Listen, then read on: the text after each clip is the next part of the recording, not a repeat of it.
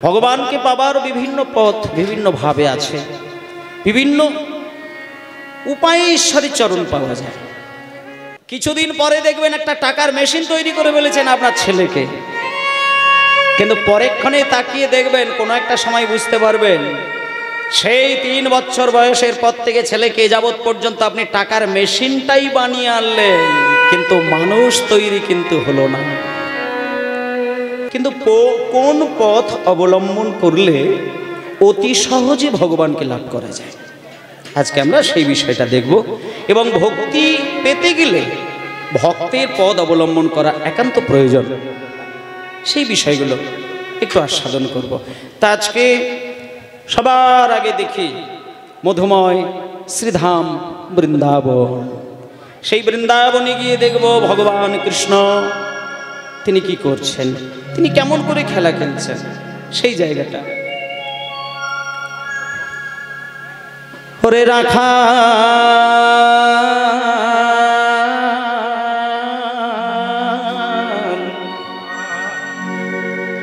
বলে দে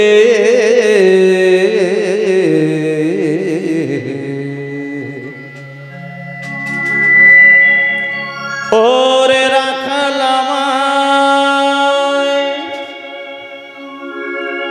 বাবা এতক্ষণ ছিলাম নদিয়ায়, আর এই গানটা শুনতে শুনতে যাব বৃন্দাবন। এবার সব থেকে বড় বিষয় হচ্ছে বৃন্দাবনে গেলে মূলত কি জিনিসটা দেখা যায় সেটাই গানের মধ্য দিয়ে কিন্তু বুঝতে পারবো। খুব তত্ত্বপূর্ণ গান। ওরে রাখাল ওরে রাখাল আমায় বলে দে, ওরে রাখাল আমায় বলে দে রে, বলে দে কোথায় বৃন্দাবন,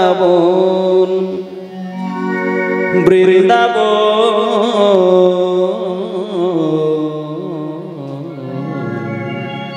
গানটা খুব বিখ্যাত গান।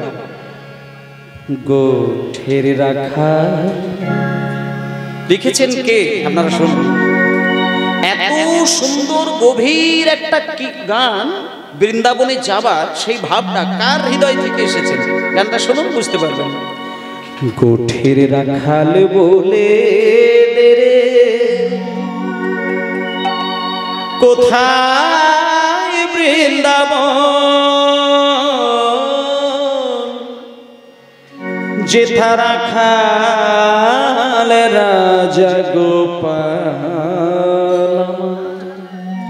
যেথা রাখাল রাজা গোপাল আমার খেলে অনুখান,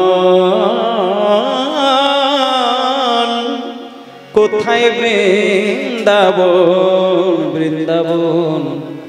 গোঠের রাখাল বলে দে রে, গোঠের রাখাল বলে দে রে কোথায় বৃন্দাবন, রাখাল রাজা গোপাল আমার খেলে অনুখান,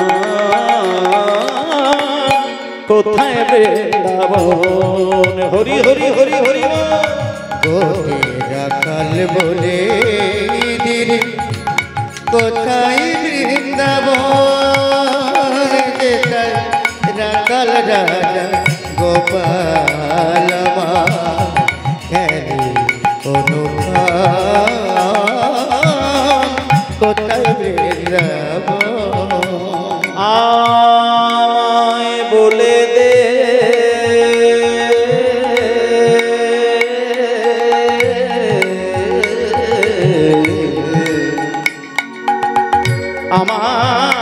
আমায় বলে দে ওরে রাখাল কোথায় বৃন্দাবন, বলে দে ওরে রাখাল কোথায় বৃন্দাবন, যেথা দিন রাতে দিন রাতে।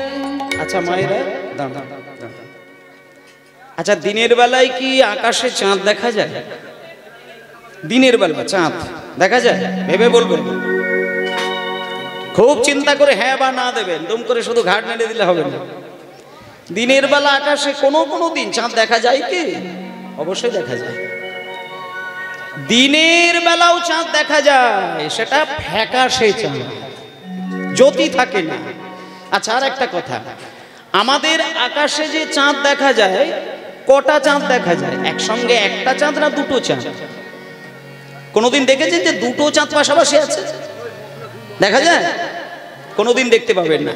কিন্তু যারা বৃন্দাবনে গেছেন, আমি গ্যারেন্টি দিয়ে বলছি, বৃন্দাবনের আকাশের দিকে তাকিয়ে দেখবেন দুখানা চাঁদ আছে। এটা প্রথম কথা। আর দ্বিতীয় কথা হচ্ছে, আমাদের আকাশে চাঁদটাকে যদি আপনি লক্ষ্য করে একটু ভালো করে দেখেন, ওটা কিন্তু পরিপূর্ণ গোল চাঁদ নয়, একেবারে পূর্ণ মাত্রায় গোল নয়। পূর্ণ মাত্রায় যদি চাঁদ গোল হতো, তাহলে সেটা 16 দিন ছাড়া ছাড়া অমাবস্যা পূর্ণিমা হতো, কারণ চাঁদ হচ্ছে 16 কলায় পরিপূর্ণ। ওটা 15 কলার চাঁদ, এক কলা চাঁদ শিবের মাথায় রাখা রয়েছে। আচ্ছা বেশ, এটা হচ্ছে 2 নম্বর কথা। আর তৃতীয় কথা হচ্ছে, আকাশে যে চাঁদ আছে, এই চাঁদের গায়ে কালো কালো ছোপ ছোপ দাগ আমাদের যে চাঁদ। আর বৃন্দাবনের আকাশে গেলে প্রথম কথা হচ্ছে দুটো চাঁদ দেখতে পাবেন, দ্বিতীয় কথা হচ্ছে সেখানে 15 কলার চাঁদ নয়, সেখানে 16 কলার চাঁদ। তৃতীয় কথা হচ্ছে, ওই বৃন্দাবনের আকাশে চাঁদের গায়ে কোনো ছোপ ছোপ দাগ নেই, নিষ্কলঙ্ক চাঁদ। এবার আপনারা যারা বৃন্দাবনে গেছেন, আর যদি এর পরে আবার যান, সেইখানে গিয়ে দেখবেন দুটো চাঁদ, 16 কলার চাঁদ, আর কোনো ছোপ ছোপ দাগ নেই। এবং সেটা গানের মধ্যেই বলে দিচ্ছেন, কোন চাঁদ? যেথায় দিনে রাতে মিলনের আসে, চাঁদ আসে রে চাঁদের পাশে।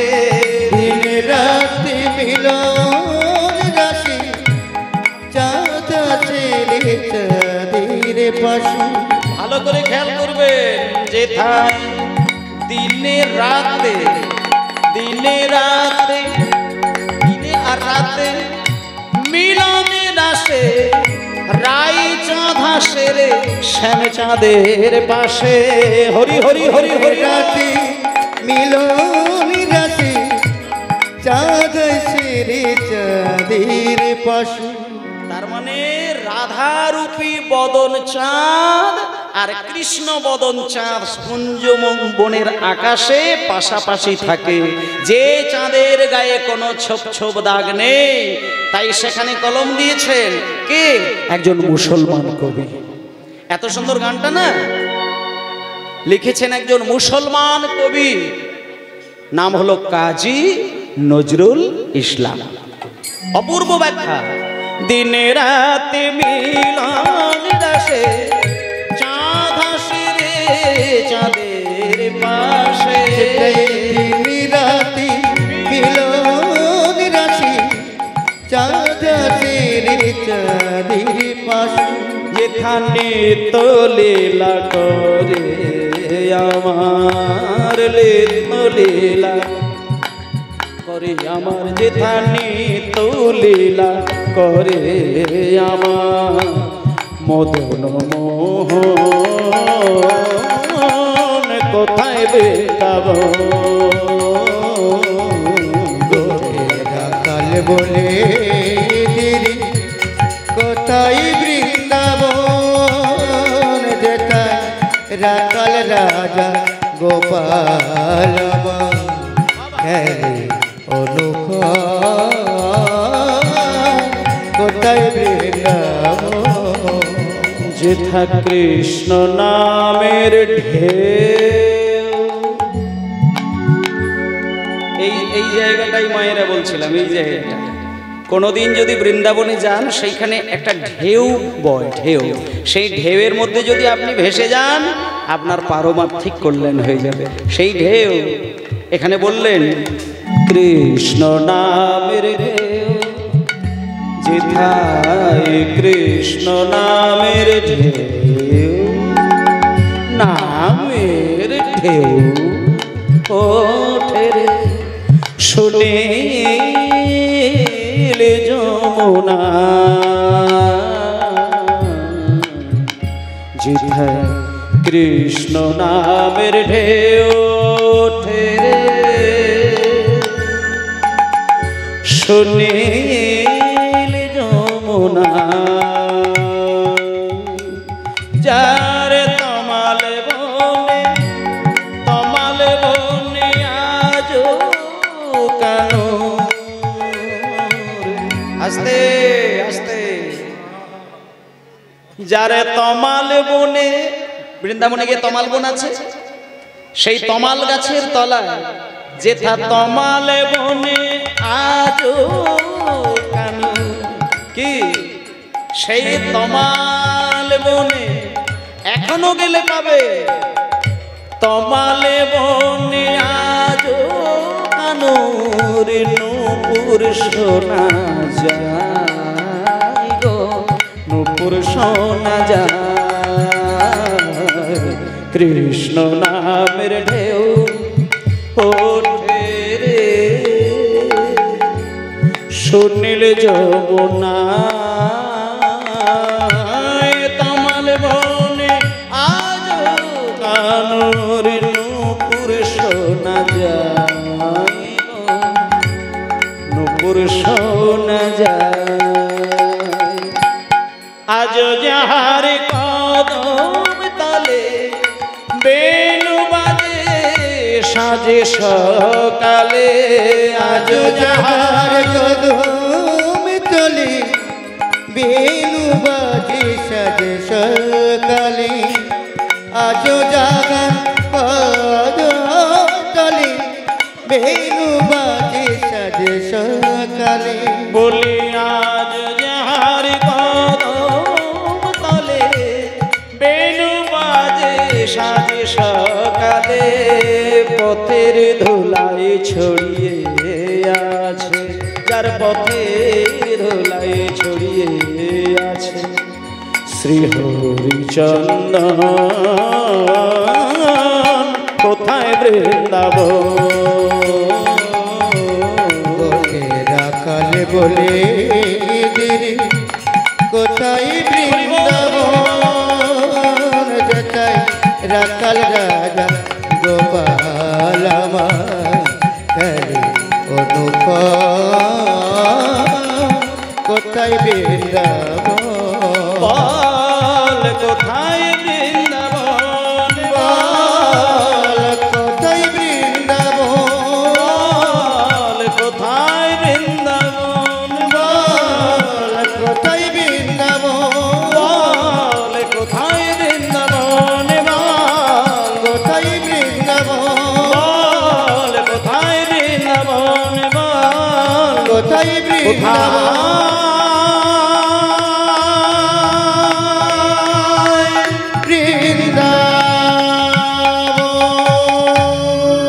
নিতাই গৌর হরিবোল, গৌর হরিবোল, গৌর হরিবোল। এত সুন্দর বৃন্দাবন যাবার গান, এবং এই গানটি লিখেছেন একজন মুসলমান কাজী নজরুল ইসলাম। উনি এই গানটি লিখেছেন। বৃন্দাবনে যেতে গেলে মানুষের যে ভাবের উদয় হয়, সেই ভাব হৃদয়ে নিয়ে লিখেছেন। এত সুন্দর গান যিনি লিখতে পারেন,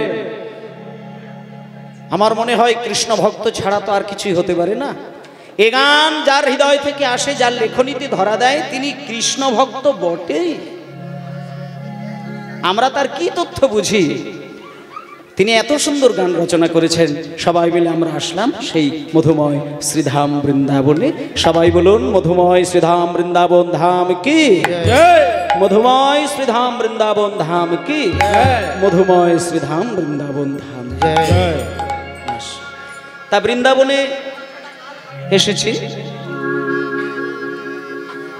ও বাবা, এই ডান দিকে যারা রান্না বান্না করছে একটু শব্দটা কম করো, কানে আসছে প্রচুর। চেষ্টা করো একটু কম কথা বলার। নিতাই গৌর হরিবোল। তা বৃন্দাবনে এসে এইবার চলুন বৃন্দাবনের একেবারে পরিবেশটার মধ্যে আমরা ডুব দেব। তা বৃন্দাবনের খেলা এই ঠিক এমন সময় কৃষ্ণ শ্রীদাম সুদাম, দাম, বসুদাম, সুবল, মহাবল, সুবাহু, মহাবাহু, স্তককৃষ্ণ, অর্জুন, মানে অনেক বন্ধুদেরকে নিয়ে খেলা শুরু করে দিয়েছেন। তা কেমন ভাবে খেলছে? আজও খেলে রাম, আজও খেলে রাম, আজও খেলে রাম, রাম কানাই আজও খেলে রাম কানাই, হরি হরি হরি রাম কানাই আজো খেলে রাম কানাই আজো খেলে রাম কানাই।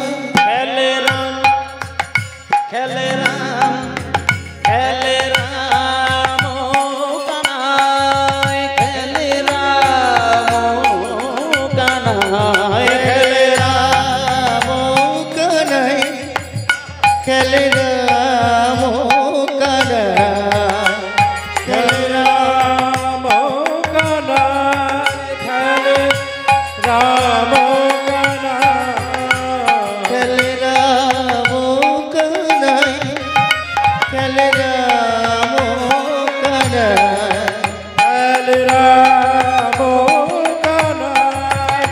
খেলে রাম কানাই খেলে রাম কানাই, খেলে রাম কানাই, আজ খেলে রাম কানাই আজো খেলে রাম কানাই আজো খেলে রাম কানাই। কানাই কানাই। সমবয় সখা সনে, সমবয় সখা সনে। আচ্ছা, সম বয়স্ক কৃষ্ণের ছেলেবেলার ঘটনা হচ্ছে আজকে। এখানে তো আমরা এক সময় তো সবাই ছেলেবেলা ছিলাম, 4 বছর 5 বছর 6 বছর বয়স হলো, তারপর দিনে দিনে দিনে দিনে দিনে দিনে সকাল গড়িয়ে দুপুর গড়িয়ে বিকেল তো গড়িয়ে গেল, সন্ধ্যা নামতে আর কদিন বাকি। এখানে তো আমি যত যত মা বাবাদেরকে দেখছি, আমার তো মনে হয় মানে বেশিরভাগ দিন অতিবাহিত হয়ে গেছে। এখন একটা মানুষ কতদিন বাঁচবে? ম্যাক্সিমাম 90 বছর বাঁচবে, 100 যাবে তো আমার মনে হয় না। ম্যাক্সিমাম 90, 80 বছরেই চলে যেতে পারে। তা যদি কেউ 80 বছর পর্যন্ত বাঁচে, তা 40 বছরের থেকেও বেশি মানুষকে এখানে বেশিরভাগ দেখছি, 55, 56, 60, 70। তা যাদের 50-এর ওপরে বয়স, আচ্ছা একটু বলি এই জায়গায়, বাবা বসে, 50 বছর বয়সের মানুষ যারা হয়ে গেছেন, ঠিক চোখ বন্ধ করে সেকেন্ডের মধ্যে চিন্তা করে দেখেন, ছেলেবেলার কথাগুলো মনে করে যদি আপনার মনটা একবার ছেলেবেলায় নিয়ে যান, ছেলেবেলা থেকে 50 বছরটা মনে হবে মাত্র কটা দিনের মধ্যেই শেষ করে ফেললেন। মানে এতগুলো বছর এক একটি করে যে কিভাবে পার হয়ে গেল আপনি হিসাবই খুঁজে পাবেন না। তাহলে এইখান থেকে যদি আপনি আপনার অনুভব শক্তি বাড়ান, চিন্তা করে দেখেন, তাহলে ছেলেবেলা থেকে এই পর্যন্ত কিভাবে নিমেষের মধ্যে শেষ হয়ে গেল, আর আর বাঁচবেন কতগুলো দিন, আর সেই সামান্য কটা দিন আপনি চোখের পলক ফেলতে পারবেন না, আপনার মৃত্যু আপনার কাছে চলে আসবে। আমাদের এই যে সকাল হলো, কিছুক্ষণ আগে সকাল হলো, ইতিমধ্যে দুপুর গড়িয়ে বিকেল হয়ে গেল, সন্ধ্যা নামলো, পরের দিন হয়ে যাবে।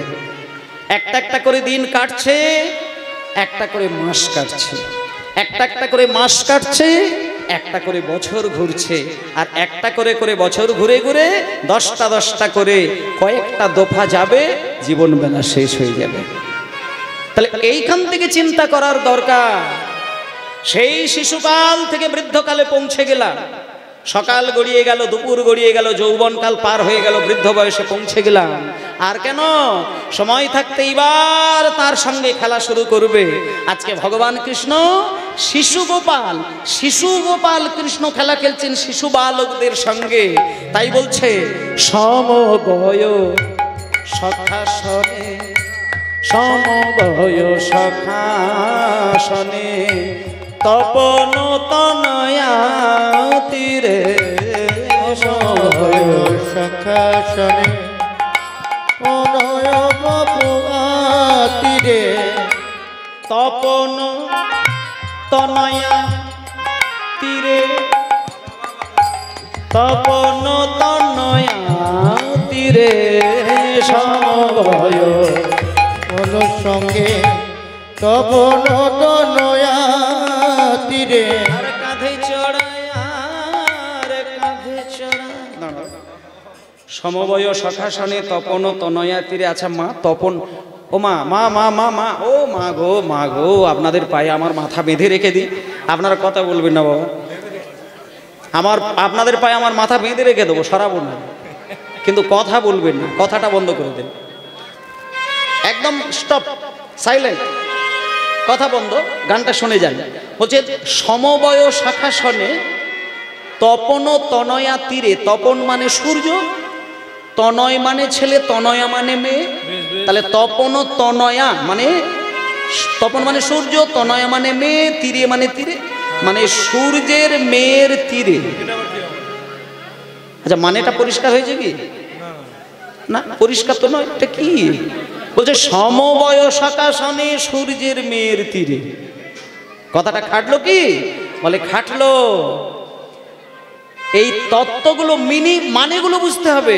এই দেখুন, তপন মানে সূর্য, ঠিক, তনয়া মানে মেয়ে, ঠিক, তীরে মানে সূর্যের মেয়ের তীরে। এবার আপনাদের বলি, সূর্যের মেয়ের ছেলের নাম হচ্ছে যম, আর সূর্যের মেয়ের নাম হচ্ছে যমুনা। তাহলে সূর্যের মেয়ের তীরে মানে বলতে চাইছে দূর দিয়ে যমুনা নদীর ধারে। তাহলে সমবয় শাখাসনে আর যমুনা নদীর ধারে, এটাকে মেলানোর জন্য পদকর্তাদের এই ভাষা। সমবয় শাখাসনে তপন তনয়া তীরে মানে যমুনা পুলিন বনে। সমবয় শাখাসনে তপন তনয়া তীরে আর কাঁধে চড়া কাঁধে করা, কাঁধে চড়াই কাঁধে চড়া, বলি কাঁধে চড়া কাঁধে করা, কাঁধে চড়া কাঁধে করা, কাঁধে চড়ায় আর কাঁধে করা, কাঁধে চড়ায়ার কাঁধে চড়া, বলি কাঁধে চড়ায় আর কাঁধে করা। আনন্দের সীমানায় খেলে রাম কানাই, হরি হরি হরি রাম। রাম কানাই খেলে রাম, রাম কানাই খেলে রাম, রাম কানাই। প্রখর রবির তাপে, এই দুপুরবেলার রোদ তো আর কম নয়। বৃন্দাবনের আকাশে দুপুরবেলার যে তীব্র রোদ, সেই রোদের মাঝখানে কৃষ্ণ খেলা খেলছে, আর সঙ্গে তার ছোট্ট ছোট্ট সখাগণ কেমন করে খেলা খেলছেন দেখুন। গানের মধ্যে বলছে প্রখর রবির তাপে শ্যামের, প্রখর রবির তাপে শ্যামের শ্যামের চাঁদ মুখ ঘামিয়াছে। তাপে শ্যামে মুখ কনি যাবে, চাঁদ মুখ ঘামিয়াছে।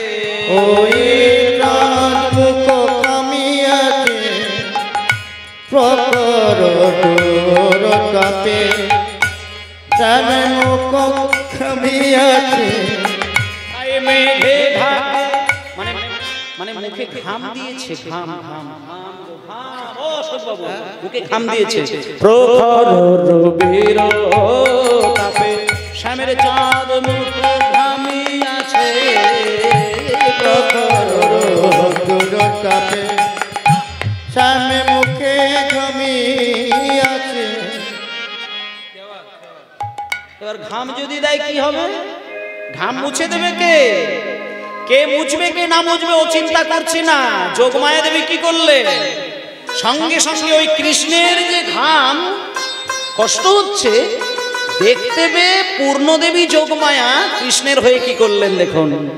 তাই মেঘে ঢাকে দিনমণি, মেঘে ঢাকে দিনমণি, মানে মেঘ দিয়ে কৃষ্ণ সূর্যকে আড়াল করে দিলেন আমার পূর্ণমাসী যোগমায়া, যাতে কৃষ্ণের মুখে আর রোদটা না লাগে। তাই বলছে মেঘে ঢাকে দিনমণি, মেঘে ঢাকে দিনমণি, আমাদের পূর্ণমাসী মায়ে খেলে রাম হরি হরি হরি হরি খেলে রাম রাম কানাই, আজ খেলে রাম কানাই, আজ খেলে রাম কানাই, আজ খেলে রাম কানাই।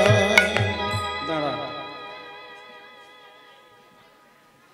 মা, ঠিক এইরকমই দুপুর বেলায় ভগবান কৃষ্ণ শ্রীদাম সুদাম দাম বসুদাম সুবল মহাবল এই মানে 24 জন বন্ধুকে কাছে নিয়ে খেলা খেলছেন। খেলা খেলতে খেলতে খেলতে খেলতে খেলতে খেলতে মোটামুটি কয়েকটা দিন কাটলো, কিন্তু ইতিমধ্যে একটা ঘটনা ঘটে গেল। কি ঘটলো মা? এখন ওই 3 বছর 4 বছর 5 বছর বয়স পর্যন্ত ছেলেরা খেলা খেলে, পড়াশোনা করে না, এটাকে না হয় মেনে নেওয়া যায়, কিন্তু এখন তো আর 5 বছর 6 বছর পর্যন্ত ঘুরে ঘুরে আড্ডা মেরে বেড়াবে এই সুযোগটা কিন্তু মা বাবা আর দেয় না। 3 বছর বয়সে স্কুল ইংলিশ মিডিয়ামে পাঠিয়ে দেওয়া হয়। 3 বছরের পরে ছেলেদের আর শান্তি নেই। গাড়িতে তুলে দিল, সেই বিকেলবেলা নামলো, তারপরে আবার সকালবেলা মারধর, মায়ের যে মার খাওয়া, ইংলিশ না পারলে পিটিয়ে পিটিয়ে পিঠ সোজা করে দেওয়া, এইভাবে দিন কাটছে। এইসব এই যে 3 বছর বয়সে ছেলেকে ইংলিশ মিডিয়ামে পাঠিয়ে দিয়ে জলের মতন করে ইংরেজি শেখানো আর ইংরেজ তৈরি করার কৌশল, এটা যদি বাড়িতে বাড়িতে চলে, এর মাধ্যম দিয়ে একটা জিনিস কিন্তু হবে, সেটা হচ্ছে কি না ভালো ইংরেজি বলতে পারবে, শিক্ষিত হবে, বড় বড় সার্টিফিকেট নিয়ে এসে আপনাকে দেখাবে, দরকার হলে একটা বড় অফিসারও হয়ে যাবে। কিছুদিন পরে দেখবেন একটা টাকার মেশিন তৈরি করে ফেলেছেন আপনার ছেলেকে, কিন্তু পরেক্ষণে তাকিয়ে দেখবেন কোনো একটা সময় বুঝতে পারবেন সেই 3 বছর বয়সের পর থেকে ছেলেকে যাবৎ পর্যন্ত আপনি টাকার মেশিনটাই বানিয়ে আনলেন, কিন্তু মানুষ তৈরি কিন্তু হলো না। মেশিনও যা কাজ করে মানুষও তাই কাজ করে, এবং মানুষের থেকে মেশিন 100 গুণ বেশি কাজ করে, কিন্তু মানুষের সঙ্গে মেশিনের তফাৎ কোনটা জানেন? 100টা অফিসারের কাজ একটা মেশিন করে দেয়, কিন্তু মানুষের সঙ্গে মেশিনের তফাৎ কোথায়? না মেশিনের হৃদয় নেই, মানুষের হৃদয় রয়েছে। মেশিন কাজ করতে পারে কিন্তু হৃদয়টা সে ধরা দেয় না, তার হৃদয় নেই, হৃদয় দেখাতে পারে না। কিন্তু আপনি যদি মনে করেন যে আমার ছেলেটাকে মেশিন তৈরি করবেন, তাহলে ও মেশিনই তৈরি হবে, একটা ভদ্র মানুষ কিন্তু হবে না। তাই জন্য ছেলেকে লেখাপড়া শেখাবেন, সবই করবেন, সবই, কিন্তু মা বাবা কিন্তু ছেলেকে যতক্ষণে নৈতিক শিক্ষায় শিক্ষিত না করবে, স্কুল কলেজে গিয়ে সেই শিক্ষা দিয়ে কোনোদিন সেই ছেলে মাকে হাতে ছুঁয়ে প্রণাম করবে না। আরে বাবা, তার এত ভালো ছেলে হয় না, বাংলাতে এত ভালো ছেলে আপনি ট্যালেন্টের একটা ম্যান পাবেন না, কিন্তু তাতে করে সে কি হয়েছে? সে একটা মেশিনই তৈরি হয়েছে, কিন্তু মানুষের চিহ্ন মাত্র তার মধ্যে ছিল না। আর সে মানুষ নয় বলেই সে কত বড় মেশিন, তার সেই মেশিনের কাজটা দেখিয়ে দিয়ে সারা বিশ্বকে দেখিয়ে দিয়েছেন সে কত বড় মেশিন তৈরি হয়েছিল। তাই ছেলেকে মেশিন বানানো নয়, ছেলেকে মানুষ তৈরি করাটাই মা বাবার একমাত্র কর্তব্য। আপনি শিক্ষিত করাবেন, ইংলিশ শেখাবেন, চাকরি করবে, ডাক্তার হবে, মাস্টার হবে, কিন্তু ছেলেকে বোঝাবেন যে মেশিনের হৃদয় নেই, মানুষের কিন্তু হৃদয় আছে। সেই হৃদয়টাকে যেন প্রকাশ করতে পারে, সেটাই একমাত্র মা বাবা শেখাতে পারে। স্কুল কলেজে গিয়ে একটা আদর্শ মানুষ বর্তমানে হওয়া খুব কঠিন। এককালে ছিল, এখন আর হবে না, এখন আর হবে না। সেই জন্য এই যে জায়গাটা, ছেলেবেলা থেকে আমরা খেলা খেলে এসেছি, যখন আমাদের শিক্ষা লাভের বয়স আসলো তখন মা বাবা শিক্ষার জন্য স্কুলে পাঠিয়ে দিলেন। তা আজকে তার প্রমাণ দেখুন, ছোট্ট ছেলে কৃষ্ণ, বয়স তার 5 বৎসর, আর সখাদের সঙ্গে খেলা খেলছেন। খেলা খেলতে খেলতে খেলতে খেলতে হঠাৎ বাবার মাথায় ধরা পড়ল। কৃষ্ণের বাবার নাম কি মা জানেন? কৃষ্ণের বাবার নাম, দাঁড়া দাঁড়া, কৃষ্ণের বাবার নাম বসুদেব। বসুদেব হচ্ছে কৃষ্ণের পিতা। তা বসুদেব একদিন করেছে কি, অক্রুর মুনিকে ডাকলেন। অক্রুর মুনিকে ডেকে বলছে, অক্রুর তুমি একটা কাজ করো তো, কৃষ্ণের তো বয়স বেড়ে যাচ্ছে, তাই তুমি একটা রথ নিয়ে গিয়ে বৃন্দাবনের মাঠে দাঁড়াও। ওইখানে গিয়ে ঠিক দুপুরবেলায় দেখতে পাবে সখাদের সঙ্গে কৃষ্ণ খেলায় মেতে রয়েছে। আর আমি তোমায় যে কথাটা বলবো তার বাইরে তুমি কোনো কথা বলবে না, কাজ করবে না। তুমি যত সখাগণই কান্নাকাটি করুক না কেন, তারা যতই আছাড় খেয়ে পাগল হয়ে মাথা ঠুকুক, তুমি সোজা রথটা নিয়ে গিয়ে বৃন্দাবনের মাঠে ঠেকাবে, কৃষ্ণের হাত ধরে তুমি রথের ওপরে তুলবে, সোজা নিয়ে গিয়ে শান্তিপুনি মুনির আশ্রমে ভর্তি করে দেবে। কেন না, ছেলেকে আমার লেখাপড়া শেখাতে হবে, আর খেলা নয়। এই ঘটনাটা ঘটলো। আমরাও কিন্তু ছেলেবেলায় আমাদের সেই প্রিয় বন্ধু বান্ধবগণ ছিল। আপনি এখন যতই বড় হয়ে গিয়ে আপনার প্রাণের বন্ধু থাকুক না কেন, ছোট্টবেলার সেই 5-7 বছরের বন্ধুর যে মাধুর্য, সে মাধুর্য আপনি মৃত্যুক্ষণ পর্যন্ত আপনাকে কাঁদাবে, সেটা ভোলার নয়। আপনি যতই অফিসের টেবিলে গিয়ে কলিগদেরকে বন্ধু মনে করেন, সে বন্ধুর মধ্যে তুই চলে না, সবাই আপনি আপনি করে, তাহলে সেটা কিসের বন্ধু? কিন্তু সেই 5 বছর বয়সের বন্ধুত্বের যে পরিচয়, সেটা দেখুন। আজকে যখন বন্ধুদের সঙ্গে খেলা খেলছে, বসুদেবের কথা শুনে অক্রুর যখন সোনার রথটা নিয়ে এসে দাঁড় করিয়েছে, কৃষ্ণকে সোজা টেনে নিয়ে যখনই রথের ওপরে তুলে নিয়ে সোজা শান্তিপুনি মুনির আশ্রমের দিকে ছুটল, ওইখানে এতগুলো বন্ধু ছিল, তার মধ্যে একজন সে পাগল হয়ে গেলেন। সে কৃষ্ণহারা হয়ে থাকবে এটা ভাবতেই পারে না। সে কে? সে কে? সে ভাবতে পারে না যে একটা নিমেষ আমি কৃষ্ণহারা হতে পারি, একটা নিমেষ, একটা পলক। সে কৃষ্ণহারা হতে চায় না। আর একটা দিন, একটা মাস তো অনেক দূরের কথা, একটা পলক, চোখের পলকের যে সময়, এই চোখের পলকের সময় পর্যন্ত কৃষ্ণহারা হতে চায় না। তার নাম হলো সুদামা। তা যখন কৃষ্ণকে তুলে নিয়েছে, সঙ্গে সঙ্গে সুদামা, ওরে কানাই রে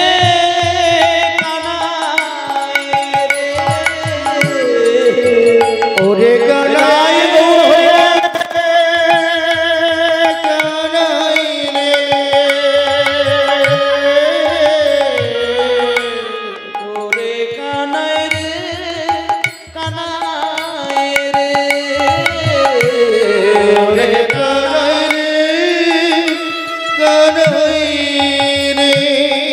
প্রাণে বড় ব্যথা শোনো মোর কথা, প্রাণে বড় ব্যথা শোনো মোর কথা, প্রাণে বড় ব্যথা শোনো মোর কথা, প্রাণে বড় ব্যথা শোনো মোর কথা। কেমনে বিদায় দেব, কেমনে বিদায় দেব, ওরে কানাই রে কানাই রে, ওরে কানাই রে কানাই রে, ওরে কানাই রে কানাই রে।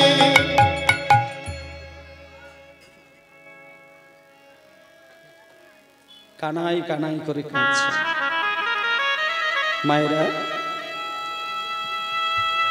সুদামা তো ছোট্ট শিশু, সে কৃষ্ণকে আর দেখতে পাবে না। এটা যখন জানতে পারলো, কৃষ্ণ যখন বৃন্দাবন থেকে বিদায় নিলেন, সুদামা কাঁদতে কাঁদতে বাড়িতে এলো। বাড়িতে এসে মাত্র কটা দিন কেটেছে। ও মায়েরা, ভালোবাসা কাকে বলে জানেন? শোনেন, ভালোবাসা সেটাই হয় যদি সত্যিকারের কাউকে আপনি ভালোবেসে ফেলেছেন, অথচ আপনি তাকে কাছে পেলেননি, হারালেন, এটা যদি কোনোদিন আপনার জীবনে ঘটে যায়, শাস্ত্র বলছে যাকে হৃদয়ের ভেতরে স্থান দিয়েছেন, যাকে নিজের থেকে আপনি ভালোবেসে রেখেছিলেন, অথচ সে আপনাকে কাঁদিয়ে চিরতরে বিদায় নিল, এর প্রমাণ 10টা লক্ষণে তার প্রকাশ হয়। আপনারাও যদি কাউকে নিজের থেকে বেশি কাউকে ভালোবেসে ফেলেন, সে যদি কোনোদিন আপনাকে কাঁদিয়ে দিয়ে চিরকালের জন্য দূরে সরে যায়, আপনার জীবনের মধ্যে 10টা লক্ষণ কিন্তু ফুটে উঠবেই উঠবে। সেটা কি? এক এক করে বুঝিয়ে দিচ্ছে, শোনেন। 1 নম্বর হচ্ছে লালসা। মানে যাকে আমি এতদিন ভালোবাসলাম, কিন্তু আজকে তাকে আমাকে হারাতে হলো, আর আমি তাকে কাছে পাবো না, তার প্রথম শরীরের মধ্যে, মনের মধ্যে তার প্রথম যে বিকারটা ধরা দেবে সেটা হচ্ছে লালসা। যাকে আমি ভালোবেসেছি, তাকে আমি হারিয়েছি বটে, কিন্তু আমি চিরকালের জন্য যদি নাও বা পাই, একটা কিছুক্ষণের জন্য তাকে আমি আর একটা বার দেখতে চাই। এই যে একটা সময়ের জন্য তাকে আর একটা বার দেখবো, এই যে লালসা, এটা হচ্ছে তার প্রথম লক্ষণ। আস্তে আস্তে তাহলে প্রথম লক্ষণ হবে লালসা। দ্বিতীয়টা হচ্ছে উদ্বেগ। দ্বিতীয় হচ্ছে উদ্বেগ, 2 নম্বর উদ্বেগ। তারপরে 3 নম্বরে জাগরজা। জাগরজা কাকে বলে? জাগরজা মানে হচ্ছে রাত্রির জাগরণ। আপনার মানুষটাই যখন জীবন থেকে সরে গেল, তাহলে আপনি নিশ্চিন্তে ঘুমাবেন কি করে? হতেই পারে না, কেউ ঘুমাতে পারে না। প্রাণের মানুষকে হারালে সে জেগে জেগে রাত্রি কাটিয়ে দেয়, চোখে রাত্রি হতে দেখে, সকাল হতে দেখে, ঘুম আসে না। 3 নম্বর হচ্ছে জাগরজা। 4 নম্বরে তানবম। এক একটি করে দিনের পর দিন রাত জাগতে জাগতে, মাসের পর মাস কাটতে কাটতে শরীর হয়ে যায় পাটকাঠির মতন ক্ষীণ রুগ্ন তানবম। 5 নম্বরে হচ্ছে জরিমা। জরিমা অর্থে কথার মধ্যে জড়তা এসে যায়, আর কারোর সঙ্গে পরিষ্কার কথা বলতে পারে না, জরিমা। তাহলে লালসা, উদ্বেগ, জাগরজা, তানবং, জরিমা, বই অজ্ঞম মানে ব্যাকুলতা। 7 নম্বরে ব্যাধি। এইবার শরীরে এক এক করে শত শত রোগ ঢুকছে, ব্যাধি। 8 নম্বরে হচ্ছে মোহদশা, না উন্মাদ। 8 নম্বরে হচ্ছে উন্মাদ মানে পাগল। মানে একটা স্বাভাবিক মানুষ নিজের মানুষকে হারানোর জন্য তার 8ম দশায় পাগলের ভাব দেখা যায়। 9ম দশা হচ্ছে মোহদশা, যেটা ইংরেজিতে বলে কোমা স্টেজ, আর বাংলাতে সেটাকে বলছে মোহদশা। মোহদশা মানে আপনি ভাবছেন হয়তো কোনো একটা কিছু তাকিয়ে রয়েছে, কিছু ভাবছে, কিন্তু এটা আপনার ভাবনা ভুল। ও কিছু তাকিয়ে নেই, ও কোমা স্টেজে চলে গেছে, মোহদশায় পড়ে গেছে। যখন নার্সিংহোমে কোনো পেশেন্ট ভর্তি থাকে, মৃত্যুর কিছুক্ষণ আগে একটা স্টেজ আসে, যেটাকে ডাক্তারবাবুরা বলে কোমায় চলে গেছে, সেটাকে বলে কোমা স্টেজ। আর বাংলাতে সেটা বলছে মোহদশা। আর ঠিক তার কিছুক্ষণ পরেই যে তার 10ম দশা, সেটা হলো মৃত্যু। তাহলে এটা পরিষ্কার যে নিজের জীবন, যৌবন, ইহকাল পরকাল, জাত কুল মান সব কিছু দিয়ে যদি কাউকে আপন করেন, আর সেই মানুষ যদি আপনার জীবন থেকে হারিয়ে যায়, নীরবে কিন্তু তার জীবনে মৃত্যু এসে যায়, সে টের পায় না। তার সত্য প্রমাণ ছিলেন বিষ্ণুপ্রিয়া দেবী। বিষ্ণুপ্রিয়া সবেমাত্র কটা দিন হলো নিমাইকে পেয়েছিলেন, ভাবতে পারে না সেই নিমাই জীবন থেকে হারিয়ে যাবে। বিষ্ণুপ্রিয়া দেবীকে ছেড়ে কটা দিনের জন্য নিমাই বাংলাদেশে গেছিলেন, পূর্ববঙ্গে। বিষ্ণুপ্রিয়া দেবী বিষ্ণুপ্রিয়া নয়, লক্ষ্মীপ্রিয়া দেবী, তার সত্য প্রমাণ লক্ষ্মীপ্রিয়া দেবী। লক্ষ্মীপ্রিয়া দেবীকে ছেড়ে চলে গেছিলেন, কিন্তু আজ আসি কাল আসি বলে বলে নিমাইয়ের বেশ কয়েক মাস আসা হয়নি। কিন্তু সেই লক্ষ্মীপ্রিয়া ঘরে বাইরে ঘরে বাইরে, ঘরে বাইরে, আমার নিমাই, আমার নিমাই, কোথায় কোথায়, এই করে করে করে করে বিরহরূপী সর্প দংশনে একদিন লক্ষ্মীপ্রিয়া দেবীর প্রাণ যায়। লোকে বলে সর্পদংশন, এখানে সর্প মানে ওই যে সাপের কথা বলা হয় ওটা নয়, বিরহরূপী সর্পদংশনে লক্ষ্মীপ্রিয়া দেবী একদিন নীরবে মৃত্যুবরণ করে। ঠিক সেই বিরহটা এসে গেছিল সুদামা যখন কৃষ্ণকে হারালেন। কৃষ্ণ যখন বৃন্দাবন ছেড়ে চলে যায়, সুদামার পিতার নাম মুটুক, মায়ের নাম রচনা দেবী। মা বাবা সুদামাকে বাড়িতে নিয়ে হাজার ভাবে ভোলানোর চেষ্টা করছে, কিন্তু সুদামার সে কোনো কথা শোনে না, শুধু কাঁদে, শুধু চোখ বন্ধ করে কান্না, শুধু কান্না, শুধু কান্না। এবার মায়ের তো আর ছেলের কান্না সহ্য হয় না। সুদামার মা মনে মনে চিন্তা করলো যে আমার ছেলে কতদিন এইভাবে কাঁদবে।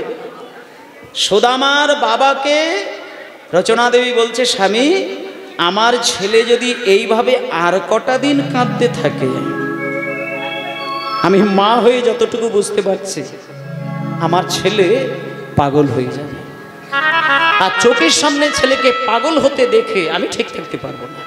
স্বামী, তুমি যেন তেন প্রকারে তুমি খোঁজ নাও কৃষ্ণ ঠিক কোথায় গেছে, দরকার হলে আমিই বিরহে মরে যাব, কিন্তু ছেলেকে ভালো রাখার জন্য আমি কৃষ্ণের কাছেই পৌঁছে দেব।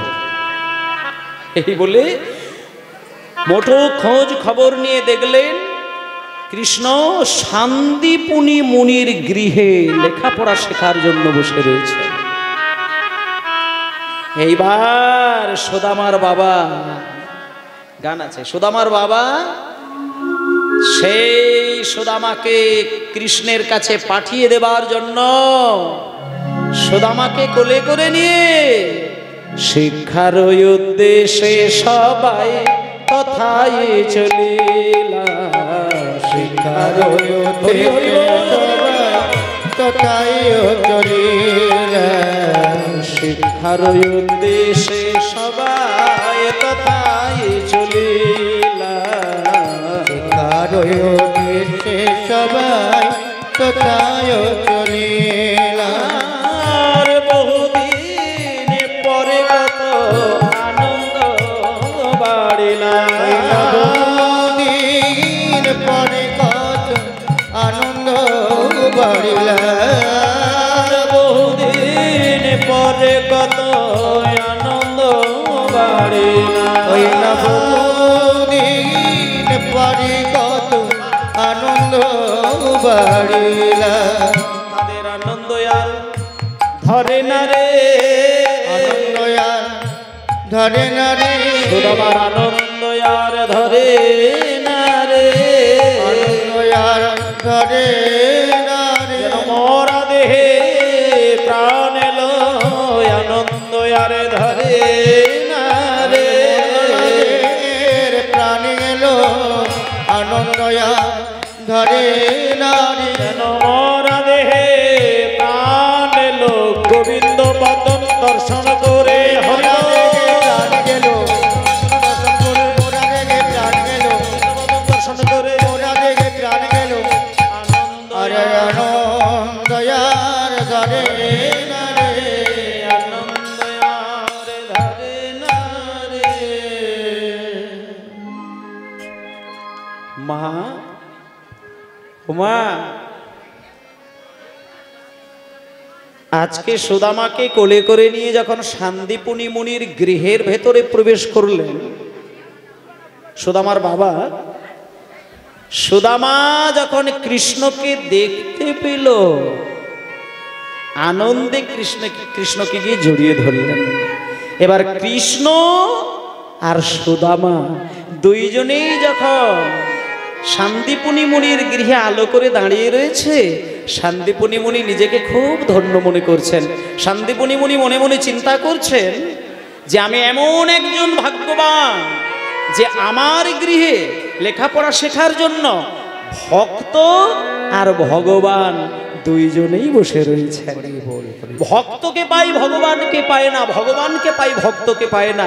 কিন্তু আজকে শান্তিপুনি ভক্ত ভগবান একসঙ্গে পেয়ে গেছেন। তা শান্তিপুনি মুনি কৃষ্ণকে প্রশ্ন করলেন, কৃষ্ণ, আচ্ছা তুমি বলো তো, তোমার মা বাবা যে আমার কাছে পাঠিয়েছেন, তা তুমি আমার কাছে থেকে কি শিক্ষা লাভ করবে? তখন ওই ছোট্ট কৃষ্ণ বলছেন, গুরুদেব, আপনার কাছে আমার মা বাবা পাঠিয়েছেন, আর আমি অন্য কিছু শিখতে চাই না।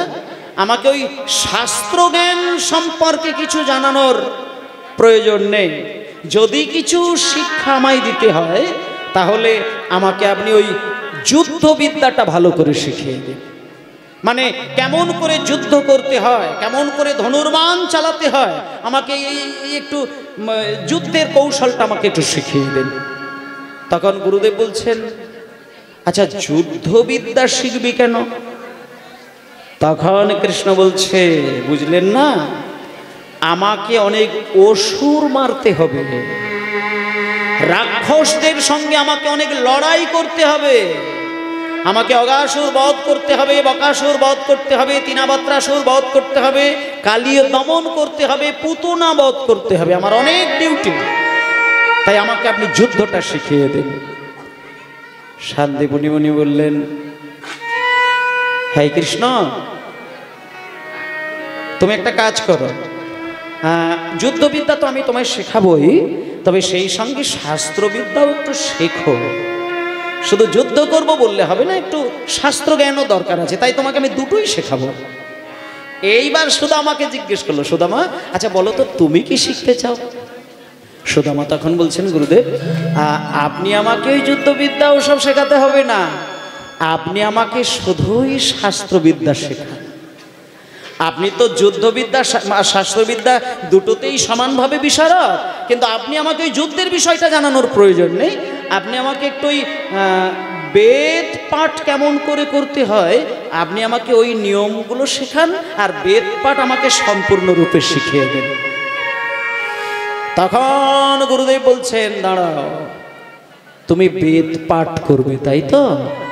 শোনো শোনো সুদামা, বেদ পাঠ করাটা যতটা মুখে বলতে সহজ, পাঠ শেখা আর পাঠ করাটা কিন্তু সহজ কথা নয়। বেদ পাঠ শিখতে গেলে প্রথম কথা হচ্ছে তোমাকে শুনে শুনে মুখস্থ করতে হবে। এটা আপনারা তো জানেন, আগেকার দিনে বেদ শুনে মুখস্থ করা হতো, তাই বেদের অপর নাম ছিল কি? শ্রুতি। তাই জন্য শান্তিপুনি মুনি বলছেন যে বেদ পাঠ তুমি শেখো, কিন্তু শুনে শুনে মুখস্থ করবে। আর আরেকটা কথা বলে দে, মুখস্থ যদি তোমার হয়ে যায় দেখলে, তাহলে তুমি ভেবে নিও, বেদের মন্ত্র মুখস্থ যদি কেউ একবার করে ফেলে, সেই মন্ত্র কিন্তু আর কোনোদিন ভুলতে নেই। আর যদি কোনো কারণে একবার কেউ ভুলে যায়, তাকে 100টা ব্রাহ্মণ ডেকে প্রায়শ্চিত্ত করতে হয়। তাই বেদ পাঠ করা অত সহজ নয়। তখন সুদামা বলছেন, গুরুদেব, আমি কথা দিচ্ছি, আমি যতদিন বেঁচে থাকবো আমি বেদের মন্ত্র ভুলবো না, আপনি আমাকে বেদ পাঠ শেখান। এবার শান্তিপুনি বেদ পাঠ শিক্ষা শুরু করে দিলেন, এবং সুদামা গভীরভাবে সেই মন্ত্র শ্রবণ করে করে মুখস্থ করেন। দেখতে দেখতে দেখতে দেখতে মাত্র কটা দিন কেটে যায়, মাত্র কটা দিন কেটে যায়। এবার কটা দিন কাটতে কাটতে, বেশি দিন নয়, মাত্র কয়েকটি মাস কাটলো। একদিন শান্তিপুনি মুনি কৃষ্ণকে আর সুদামাকে একসঙ্গে ডাকলেন, ডেকে বললেন, এই সুদামা তুমি কাছে এসো, এই কৃষ্ণ তুমিও কাছে এসো, তোমাদের দুইজনের জন্য একটা শুভ খবর, ভালো করে কান খুলে শুনে রাখো। আজকে তোমাদের বিদ্যালয় থেকে ছুটি, তোমাদের শিক্ষা শেষ হয়ে গেছে, এইবার তোমরা যে যার গন্তব্যস্থলে ফিরে যাও। আমি তোমাদেরকে যা যা বিদ্যা দান করেছি, আমি উজাড় করে দান করে দিয়েছি। সুদামা তুমিও বাড়ি চলে যাও, কৃষ্ণ তুমিও বাড়ি চলে যাও। এবার মায়েদের একটা কথা বলি, যখন সুদামাকে বলল তুমি বাড়ি যাও, কৃষ্ণ বলল তুমিও বাড়ি চলে যাও, আচ্ছা মায়েরা ভেবে দেখুন তো, কৃষ্ণ কিন্তু শাস্ত্রবিদ্যা শেখেননি, যুদ্ধবিদ্যা শিখেছেন। তাই সুদামা তো পণ্ডিত হয়ে গেছে, সুদামা কিন্তু বুঝে গেছেন কৃষ্ণ যদি গুরুদেবের কাছ থেকে বিদায় নেয়, কৃষ্ণ কিন্তু বাড়ি যাবে না, যুদ্ধের জন্য বৃন্দাবন ছাড়া হয়ে যাবে, দ্বারকায় চলে যাবেন, মথুরায় চলে যাবেন, হস্তিনাপুরে চলে যাবেন। এটা তো সুদামা বুঝে গেছে। কারণ যে পুতনা বধ করবে, অগাসুর বধ করবে, তিনাবত্রাসুর বধ করবে, কালীয় দমন করবে, সে তো বৃন্দাবনে প্রেম লীলা করবে না। তাই আজকে সুদামা যেই বুঝে গেল যে আজকের পর থেকে আবার আমি কৃষ্ণকে হারাবো, সঙ্গে সঙ্গে সুদামা ওইখানেই দাঁড়িয়ে ওরে কানাই রে